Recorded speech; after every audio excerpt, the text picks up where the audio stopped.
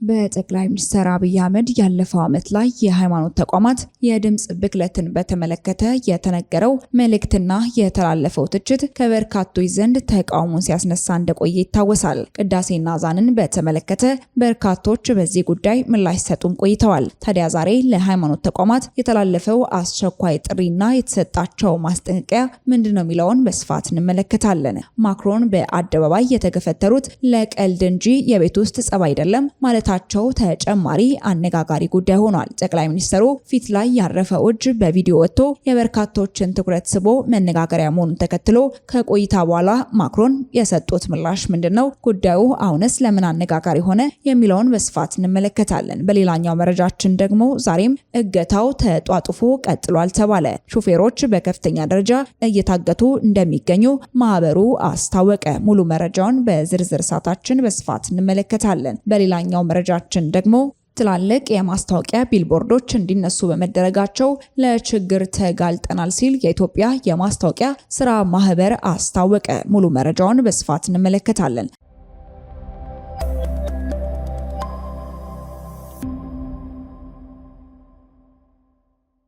ሰላም ጤና ይስጥልን። በመላው ክፍለ ዓለማት የምትገኙ ውድ የአቢሲኒያ ዴሊ ቤተሰቦቻችን በዚህ ቻናል ላይ የተለያዩ ወቅታዊና ትኩስ መረጃዎችን በየዕለቱ የምናስደምጣችሁናል። ታዲያ እናንተም ለቻናላችን አዲስ ከሆናችሁ ቻናላችንን ሰብስክራይብ በማድረግ ቤተሰብ እንድትሆኑን እየጠየቅን ወደ መረጃው እናመራለን። ማክሮን በአደባባይ የተገፈተሩት ለቀልድ እንጂ የቤት ውስጥ ጸብ አይደለም አሉ። የፈረንሳዩ ፕሬዝዳንት ኢማኑኤል ማክሮን ለጉብኝት ቪየትናም ዋና ከተማ ሃኖይ አውሮፕላን ማረፊያ ደርሰው ከአውሮፕላን ሊወርዱ ሲሉ የሆነው በዓለም ዙሪያ መነጋገሪያ ሆኗል። የአውሮፕላኑ በር ተከፍቶ ፕሬዝዳንቱ ፊት ለፊት በሚታዩበት ጊዜ አንድ እጅ ጸብ በሚመስል ሁኔታ ፊታቸውን በኃይል ሲገፋ ታይቷል። በዚህ ጊዜ ፕሬዝዳንቱ ምንም እንዳልተፈጠረ የእጅ ሰላምታ ሰጥተው ሚስታቸውን ከጎናቸው በማድረግ ከአውሮፕላኑ ወርደዋል። እሁድ ምሽት በፕሬዝዳንቱ አውሮፕላን ውስጥ የማክሮን ሚስት ብሪጂት ፊታቸው ሳይታይ ከአውሮፕላኑ በርም በጎን በኩል ሆነው በእጃቸው የማክሮንን ፊት በኃይል ሲገፈትሩ የተቀረጸው ምስል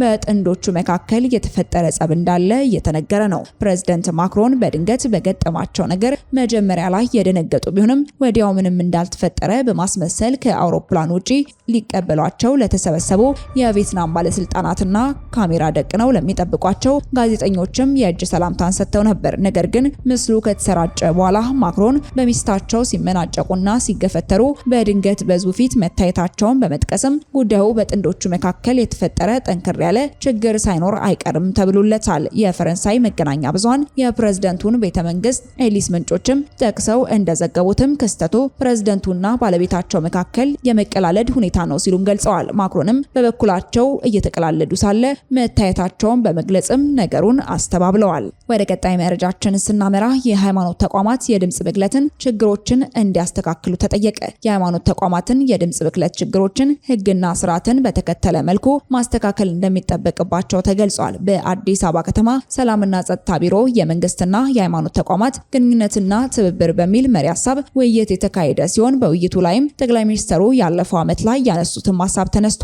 ይህም ጉዳይ ከበርካቶች ዘንድ የተለያዩ ሐሳቦችንና ተቃውሞችን ሲያስነሳ እንደነበርም አይዘነጋም። የአዲስ አበባ ከተማ ሰላምና ጸጥታ አስተዳደር ምክትል ቢሮ ኃላፊ አቶ ተስፋዬ ጫኔ እንደገለጹትም በሰላም ግንባታ ሂደት ውስጥም የሃይማኖት ተቋማት ሚና ትልቅ ነው ብለዋል። መንግስትና ሃይማኖት የሚያለያያቸው ነገሮች ቢኖሩም ተመጋጋቢ መሆናቸውን ጠቅሰው ለዜጎች ጥቅም ሲባል በጋራ ሊሰሩ እንደሚገባም አስገንዝበዋል። ለአዲስ አበባ ከተማ ሰላምና መረጋገጥ የሃይማኖት ተቋማት ያሏቸው አስተዋጽኦችም ከፍተኛ መሆኑን አቶ ተስፋዬም ገልጸዋል። መንግስትና ሃይማኖት ዜጋን በስነ ምግባርና ሞራል ለመቅረጽ አብረው እንደሚሰሩ ጠቅሰው በሀገር ሰላምና አብሮነት በልማትና የሀገርን ሕግ በማክበር በጋራ እንደሚሰሩም ጠቁመዋል። በሀገረ መንግስት ግንባታ ውስጥ የሃይማኖት ተቋማት ሚና የጎላ መሆኑን ገልጸው የሃይማኖት ተቋማት የድምጽ ብክለትን ችግሮችን ህግና ስርዓትን በተከተለ መልኩ ማስተካከያ ሊያደርጉ እንደሚገባም ነው በመድረኩ ያነሱት። በአማራ ክልል በ10 ቀናት ውስጥ ብቻ 31 ሹፌሮችና ረዳቶች መታገታቸውን ገንዘብም ከፍለው የወጡና ያልወጡም ታጋቾች እንዳሉ ጣና የከባድ መኪና አሽከርካሪዎች ማህበር አስታወቀ። የሹፌሮች ግድያና አፈና መበራከቱን ተከትሎ 24 ሰዓት ሲሰሩ የነበሩ አሽከርካሪዎች የስራ ሰዓታቸውን በቀን 10 ሰዓት ብቻ እንዳደረጉ ቢሆንም እገታው አሁንም አለመቆሙን ማህበሩ አስታወቀ።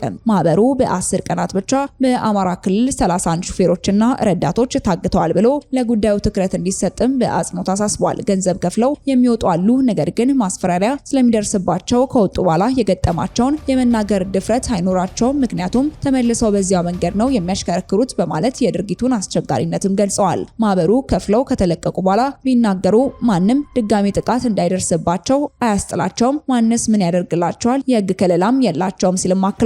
በምዕራብ ጎጃም ዞን ቢኮሎና ዱርቤቴ መካከልም ባለ ቦታ ግንቦት 17 ቀን 2017 ዓ.ም 4 ሹፌሮችና 4 ረዳቶች መታገታቸውን ገልጾ በየቦታው ያለው ነገር ከባድ ነው፣ ከቀን ወደ ቀን እየከፋ እገታ ባልተለመደባቸው ቦታዎች ሁሉ እየተስፋፋ ነው ብለዋል። በደብረ ብርሃን መንገድ ለሚያካባቢ በእንጅባራ ቻግኒ በቅርቡ እገታ መፈጸሙን ጠቅሶ ደቡብ ጎንደር ከጋይንት እስከ ወረታ መገንጠያ ከባድ መንገድ ሆኗል፣ ለየት ባለ መልኩ እገታ ይፈጸምበታልም ነው ያሉት። ነዳጅ ጭነው በእጀባ የሚጓዙ ተሽከርካሪዎችም ጥይት እየተተኮሰባቸው ነዳጁ የፈሰሰ እንደሆነ፣ አሁን ግድያው ትንሽ የቆመው አሽከርካሪዎች ችግር ወዳለበት ቦታና በምሽት ከመሄድ ስለታቀቡ መሆኑን አስረድተዋል። ማህበሩ በጨለማ ማሽከርከር ቆሟል።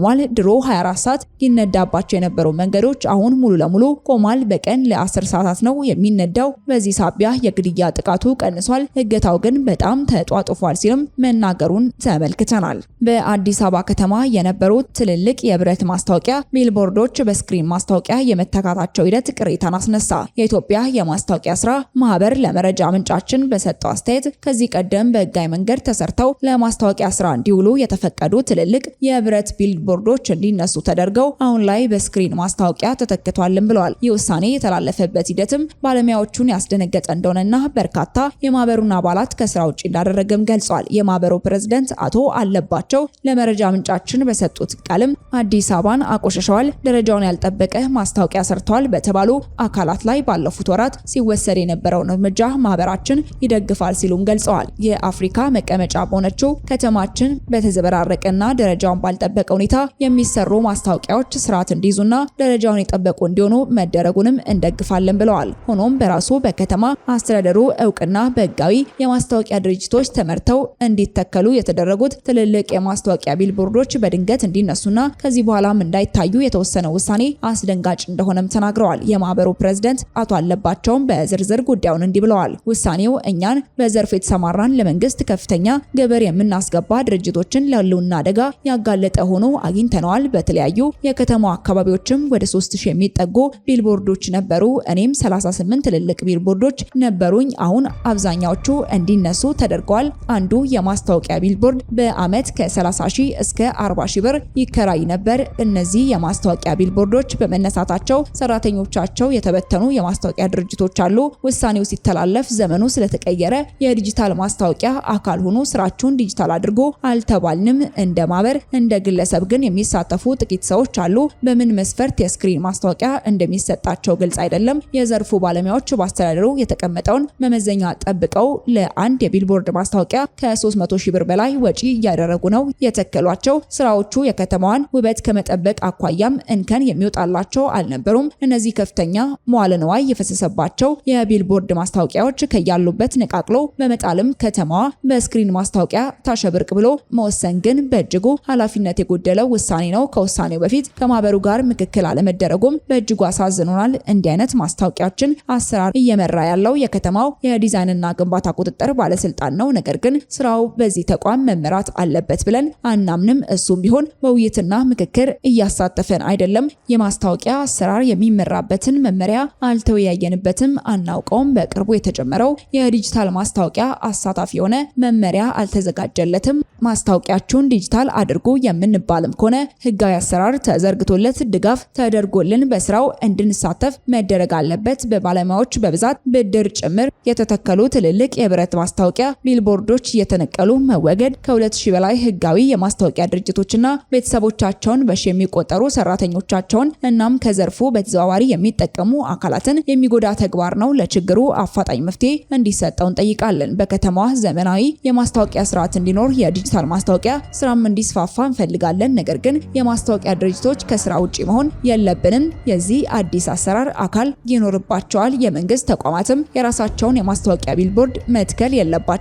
ይህ የማስታወቂያ ድርጅቶች ስራ ነው መሆን ያለበትም ብለዋል። ማህበሩ ጥያቄውን ለአዲስ አበባ ምክር ቤት፣ ለከንቲባ ጽህፈት ቤት፣ ለከተማዋ የዲዛይንና ግንባታ ቁጥጥር ባለስልጣን በደብዳቤ ማቅረቡንና ሆኖም እስካሁን ከአንዳቸው ምላሽ እንዳላገኘ ኃላፊው ተናግረዋል። ውድ ተመልካቾቻችን ለእሳቱ የነበሩን መረጃዎቻችን ይመስሉ ነበር። አብራችሁን ስለነበራችሁ እጅግ አድርገን እናመሰግናለን። በቀጣይ መረጃዎቻችን እስክንገናኝ ድረስ ቸር ቆዩልን።